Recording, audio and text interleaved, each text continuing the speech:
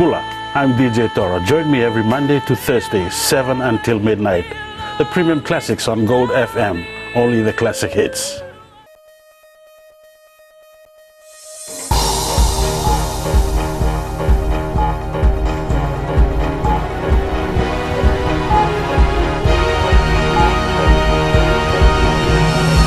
Tonight, Fiji police successful in capturing Chinese nationals suspected of drug trafficking. On World Population Day, NGO calls for more discussion on teenage pregnancies, and smoking on footpaths is still okay.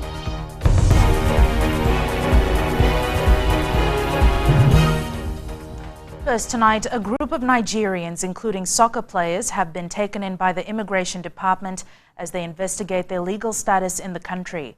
Direct Immigration Major Vuniwanga told FBC News the men, including the players, don't have permits and are still on visitors' visas. Major Vuniwanga says even though they are playing soccer here, they have no proper papers. The men are currently being kept at a safe house. Fiji police, in collaboration with Interpol and Chinese police, have captured a man wanted in connection with various criminal activities in China. Chen Guoming is suspected to be the main culprit in a drug ring in China and was finally caught in Fiji last week. As Shireen Lata reports, Guoming was on the run since 2006. Chen Guoming had been evading Chinese officials for the last 7 years after a drug bust seized more than 400 kilograms of methamphetamines. It is based on the alert that was given by Interpol, in which the particulars of the particular fugitive was sent over to the member countries, and based on that, the local law enforcement acted on it. The Chinese government issued a red notice arrest warrant for the 48-year via Interpol in 2011. Guoming remained missing until late 2012, when New Zealand police reported seeing a man with similar facial features. Last month, there was a tip-off that the suspected drug lord planned on coming to Fiji. It was then that Chinese police asked out local authorities for help. Fijian police, in cooperation with the Immigration Department, captured the runaway last Thursday. This is a joint effort between the local immigration and Vanuatu police, Fiji police, Interpol, China public security authorities. Tundrabu says the arrest in Fiji was only possible through the cooperation of all parties on both the local and international front. A huge success for Fiji. We would like to strengthen the partnership with agencies, law enforcement here within the region and internationally. As you know that the Commissioner is currently in Lyon, France, on a further discussion in regards to our relationship with Interpol. This is one of the evidence of working together. The fugitive has been deported to China, where he will now face charges. Shireen Lata, FBC News. A lack of information and access to family planning services is a major cause of increased cases of teenage pregnancies. Non-governmental organization Medical Services Pacific strongly believes easier access to family planning, sexual, reproductive and clinical health services is the way to go. Ritika Pratap reports. Fiji recorded 836 teenage pregnancy cases last year, linked to a lack of education and inadequate medical services. Medical Services Pacific, apart from providing free medical clinics, also goes out into communities talking to youths on this issue. It's often the first time they've had access to this type of information in detail. It's the first time they've been able to talk to doctors and nurses and peer educators around a lot of these issues. MSP also provides counselling services to some of these teenage mothers, and what they've gathered is that many come from broken homes or have suffered some form of violence. What I also gather is the trust issue. Victims do not trust people around them. They are hurt, yes, and it becomes very hard to talk to parents, to talk to guardians, to talk to teachers. What they do is they talk to friends. Jennifer Poole says discussions on such topics should not be treated as a taboo. Parents need to make that decision on advising their children early, because children are going to have access to the internet and to discussions at school and socially. So I think parents need to make that decision on how to engage their children. According to the Medical Services Pacific, which works with young mothers mostly, teenage pregnancies is a huge problem in Fiji.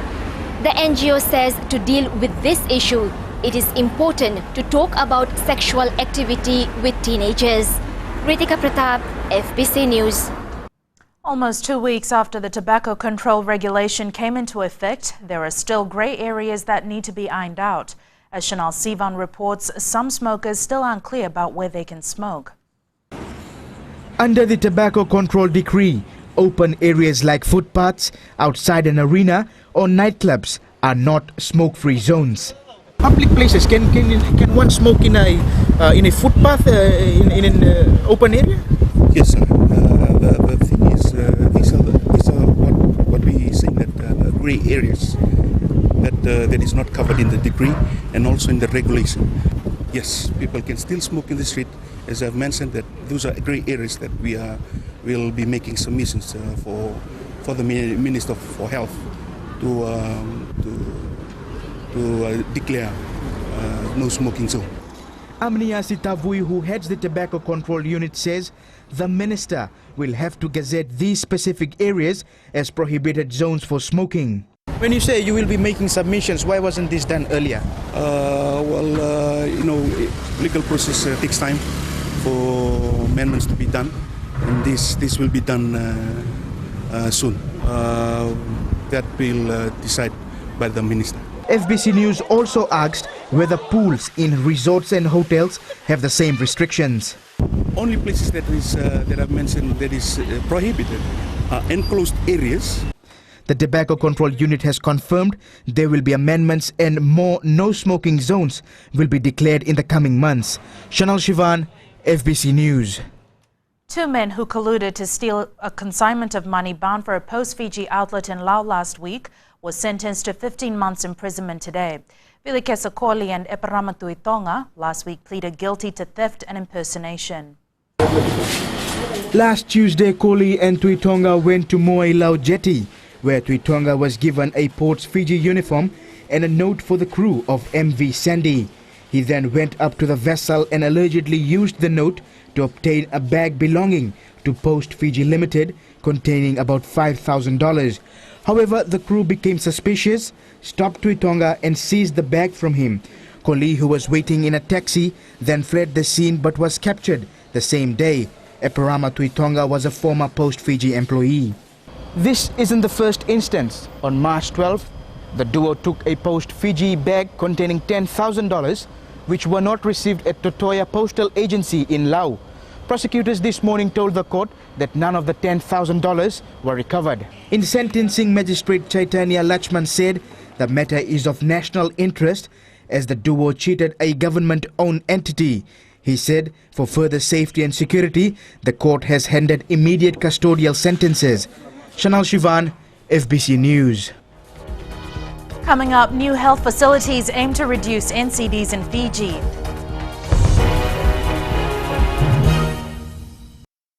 How would you like to spend your morning? You could spend your morning like this.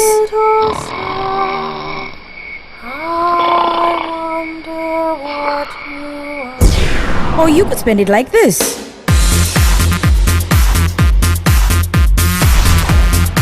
Tune in to the Morning Ride every weekday morning from 9 a.m. till 12 p.m. right here on Today FM, Today's Hit Music.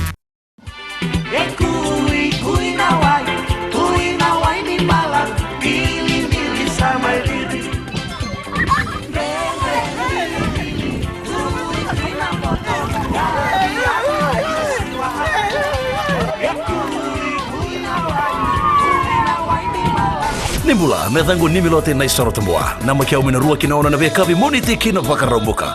Rongo mena vya sama kina vibaga barota kini ndreko malolo. Ena Radio Fiji 1 na wongani vya uniano. Ngai nama kia kina.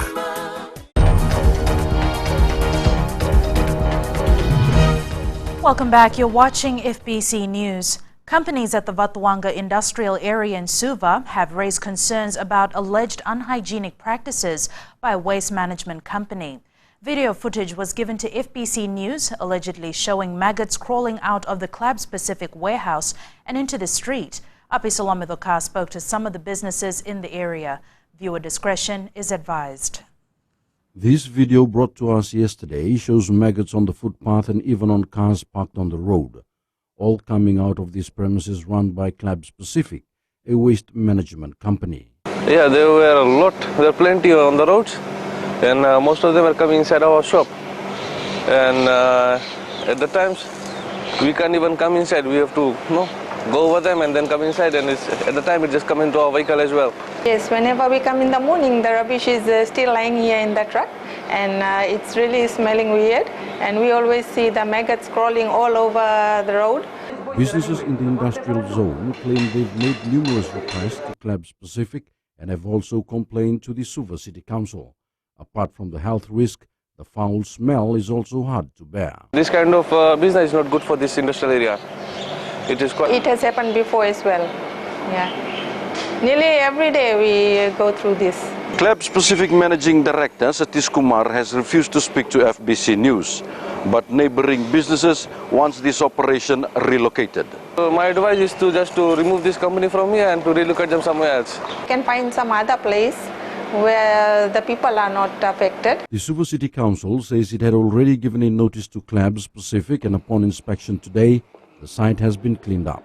Others, however, are concerned this could happen again. Apisalome Dhoka, FBC News. A third suspect has been taken in for questioning in relation to the murder of 2 young men in Lambasa over the weekend. Police spokesperson Ananai Soro has confirmed this latest arrest as investigations continue. 2 men arrested earlier remain in custody. They were produced at the Lambasa Magistrates Court yesterday as police requested for extension of time. The court has ordered that the 2 be kept in custody as investigations continue. Samuel Nand and Abhishek Kumar were found dead at an isolated spot in Tambia outside Lambasa on Sunday morning. A market vendor and a known psychiatric patient at the St. Giles Hospital in Suva reappeared in the Suva Magistrates Court today. Ramchandra is charged with malicious act after he allegedly made comments about Prime Minister Vorenge Bainimarama, his administration and the military forces in Suva last month. His lawyer asked the prosecution to get a report from the psychiatric hospital to prove that the accused wasn't in the right state of mind when the incident allegedly occurred. The matter has been adjourned until October 3rd, where court will re-examine the accused as he confessed to the incident with the investigating officer but pleaded not guilty in court. The trial will start proper on 11th of October. The increasing number of non-communicable diseases has become a national crisis. Minister for Health Dr. Neil Sharma says diabetes, heart disease and cancers are rising alarmingly in Fiji and the Pacific. And as Christopher Chand reports, the life expectancy of a person is now 60 years. 1 in every 3 people in Fiji are believed to be diabetic. The number of people suffering from NCDs is said to be getting out of control. Now we're facing a crisis with diabetes, with heart disease, with hypertension, with cancers. So we need to be able to address these issues and prevent them from taking place. The life expectancy of our people is shockingly lower. And the surveys which have been conducted, it indicates that we are in a crisis. The Pacific is in a crisis. As I said, people are dropping dead at 60 or before 60, and that our partners or our colleagues in developed countries are living to 90. So we are losing 30 years of very productive and useful life. The Health Ministry is improving healthcare services to reduce NCDs, spending close to $1 million on 3 new diabetic hubs in Lautoka, Lambasa and Suva, and a health center in Lautoka today. That the software linkages between the diabetic hubs will provide us a lot more statistics. So our monitoring and evaluation of services will improve, and we will know exact incidents of new diseases coming in and be able to then plan ahead and provide a better health facility for our people. 36 million people around the world die each year from NCDs. The new facilities will go a long way in saving lives in the future. Christopher Chan, FBC News. Fiji has the highest number of diabetes-related amputations in the Pacific. Diabetes Fiji executive Dr. Wahid Khan says the high rate of diabetes in Fiji leads to many amputations.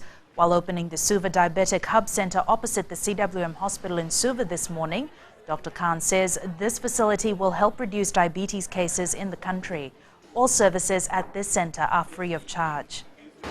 Hopefully, we realize that anybody, as soon as you reach the age of 30, you must go have a sugar done, because that's when it strikes. Get it while you are young.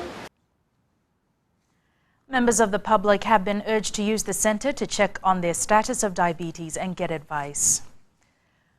A Nadi airport terminal attendant has been hailed for her honesty after she returned a bag containing $10,000 in cash, which she had found in a trolley.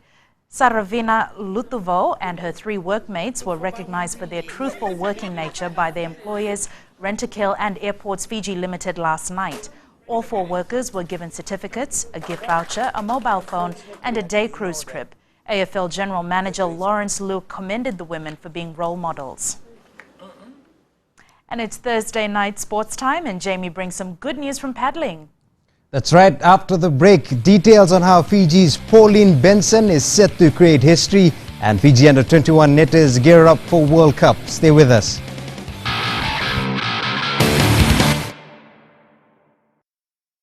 Isambolo binaka, na dango wadi soni dalai, na makio mani wasini ngono borota kina lali ne kabi, mai na tolu kina bitu, na moni digina por rombuka, na Mbula FM, na bandu na serre. सूरज की पहली किरण के साथ दिन की शुरुआत कीजिए। सुबह का मंगल प्रभात आपको शुभ हो। सुबह सुबह हो खुशियों का मेला, ना लोगों की परवाह ना दुनिया का झमेला, पंछियों का संगीत हो और मौसम अलबेला, मुबारक हो आपको ये खूबसूरत सवेरा। हर सोमवार से लेकर शुक्रवार तक सुबह 6 से लेकर 9 बजे तक शामिल रहें रेडियो फिजी 2 पर हम सफर में रवीन सिंह के साथ।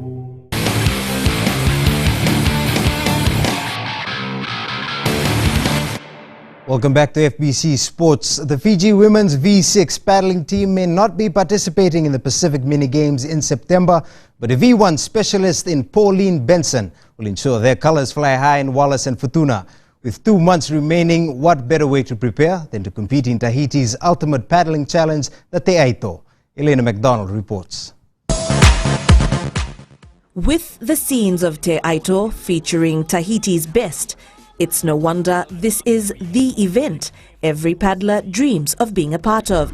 And after 6 years in the sport, the time has come for this water enthusiast to stake her claim. I've never ever been to Tahiti or done a race like this at that level before, so I'm using it as a sort of training for Pacific Mini Games in September. So yeah, it's going to be tough, but a really, really good experience for me.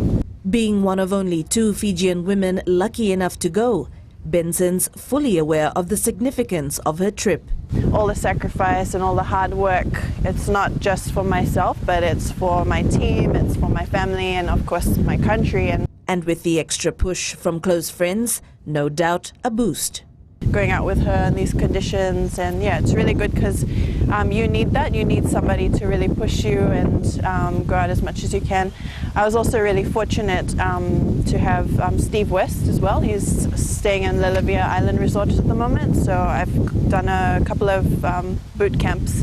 Leaving tomorrow with a week to prepare, some top local help will also come in handy. To paddle with one of the top female paddler in Tahiti, Hinatea, so that's going to be really good for me. That itself is exciting and a good experience. So it's the chance of a lifetime, and for Benson, an experience she'll never forget. Elena McDonald, FBC Sports.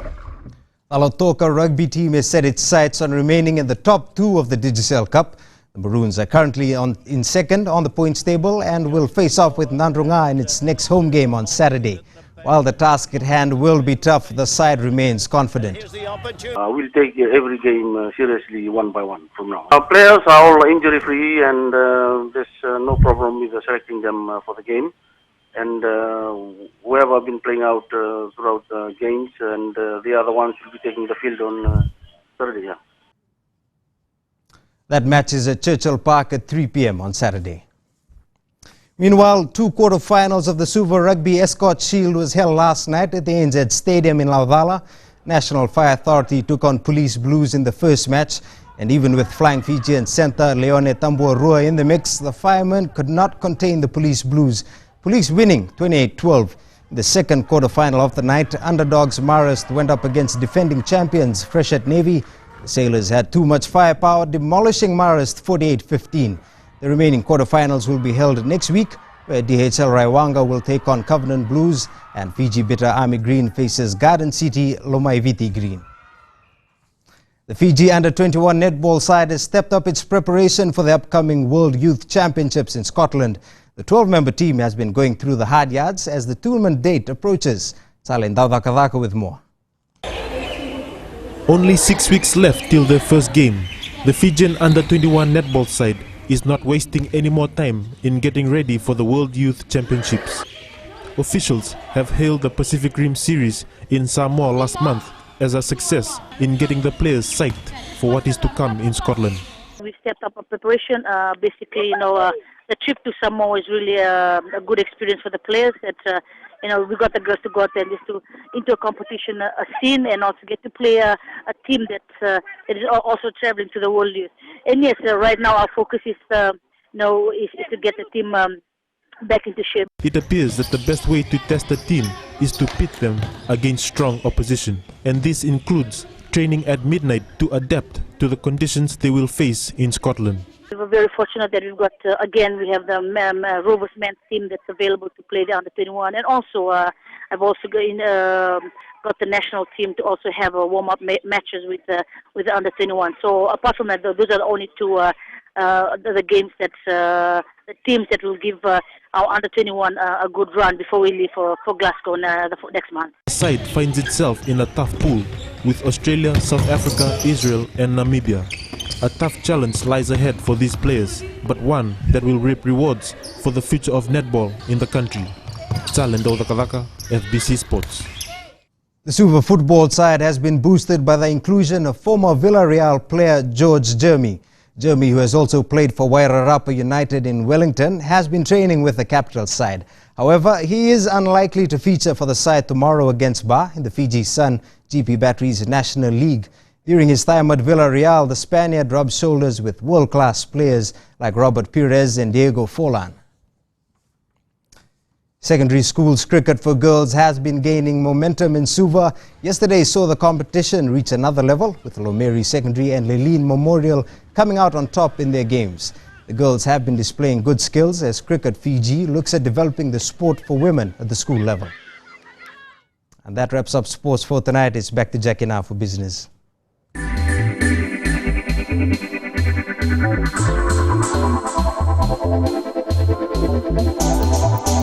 The Tourism Ministry and stakeholders at Nandi Airport have launched new marketing aids to create awareness about the Fijian Hosts program. Fijian Host was launched last September, recognizing the friendliness of frontline staff who meet and greet visitors to our shores. Permanent Secretary for Tourism Elizabeth Powell says the new posters and pamphlets will be placed at strategic locations to encourage travellers to fill the comment cards. Today, 2 officers from the Fiji Revenue Customs Authority and 1 from Airports Fiji Limited were honoured as Fijian hosts for the months of March, April and May. How important everybody at the airport is. The 8 agencies that we have working together now have a common language through the training in the Fijian Host program, with which they can use to support each other to improve our service quality to our visitors and also to our own traveling people.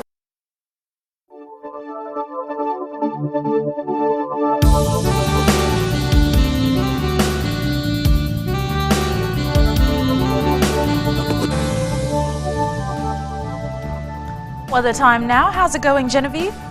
Hi Jackie, we had rather irregular weather today in the capital and Savu. It was short bouts of rain followed by some sun and some more rain. On the other hand, the west had sunshine throughout the day. It was another cold night in Savu. Northern town was on 26 again, our lowest, while neighbor Lambasa was on 33 degrees, our highest. Now, our forecast for tomorrow sees rain developing in the north towards the afternoon. Suva, you'll have showers again, and it's more of the dry, hot conditions for you in the burning west. A strong wind warning is also in force, this time for Yasawa and the Mamanuca group, northern Banwalevu and northern Lao waters. And once again, it's Senganga, the center of attention tonight. Rohit caught this fabulous view of a sunrise while on his way to Suva Tuesday morning. Time for me to go, but before I do, remember it's Citizens' Eyes at fbc.com.fj for all your photos. Until the next picture, stay safe and stay smiling. Thanks so much for that, Genevieve.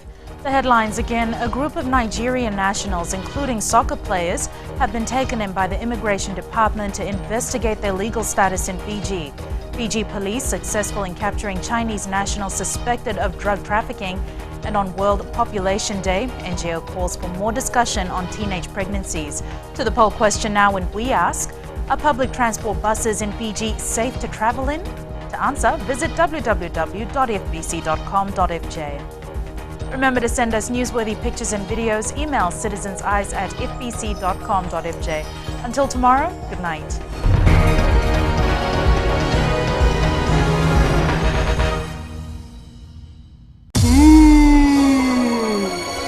आपकी शादी होने वाली है, 5 बच्चे होंगे। 5 हाय, मैं हूँ आपकी सहेली रेनू। सुनते रहिए मिर्च एफएम, मैं हूँ ना 9 से 12 बजे तक।